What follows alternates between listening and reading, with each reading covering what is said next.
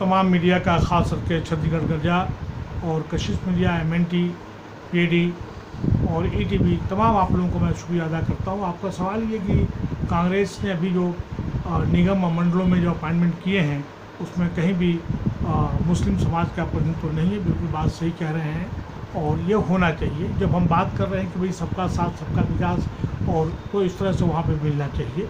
और अभी जिस तरह के हालात हैं आप देखेंगे कि हर जगह बैलेंस करने की बात हो रही है।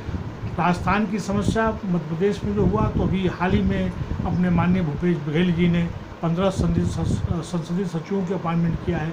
तो उसमें मैं समझता हूँ कि मुसलमानों को खासकर रायपुर, बिलासपुर, बस्तर आदि में और तमाम विभागों में जहाँ जहाँ ये संभव हो सकता है उनको प्रतिनिधित्व देना चाहिए, जो नहीं हुआ है। पिछले 20 साल में छत्तीसगढ़ पब्लिक सर्विस कमीशन पे कोई भी मुस्लिम मेंबर्स का अपॉइंटमेंट नहीं हो पाया है।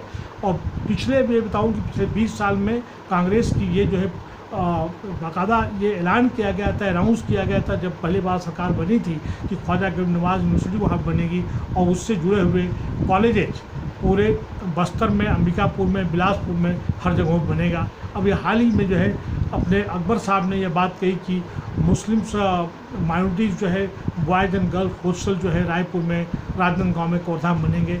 मैं समझता हूँ कि भिलाई में जहाँ पे एक शिक्षा का गढ़ रहा है, रायपुर गढ़ है, तमाम एजुकेशनल सेंटर्स वहाँ पे है, वैसे वहाँ पे तो वहाँ पे गर्ल्स हॉस्टल, बॉयज़ हॉस्टल पहले जो है भिलाई में बनना चाहिए, रायपुर में बनना चाहिए, बस्तर में बनना चाहिए, अंबिकापुर में बनना चाहिए।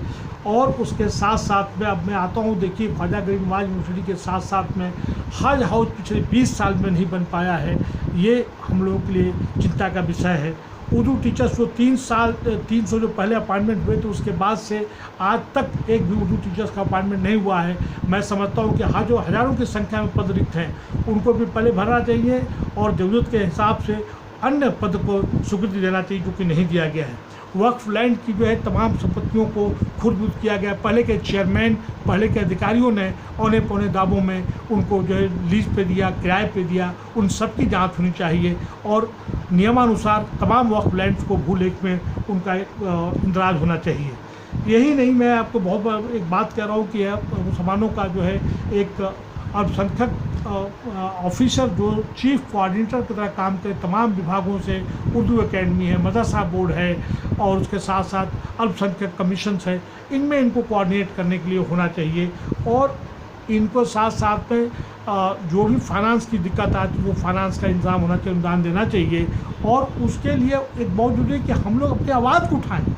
जो भी मुख्तलिफ जो विभिन्न पार्टियों में है, जो नेता हैं, उनको समय समय पे हाई कमान के सामने, PL पुनिया के साहब के सामने, माननीय भूपेश बघेल जो अपने चीफ मिनिस्टर उनके सामने उनको अपनी समस्याओं को ले जाना चाहिए, उठाना चाहिए, आवाज़ बुलंद करना चाहिए। आप तमाम मीडिया वालों का बहुत बहुत शुक्रिया, धन्यवाद।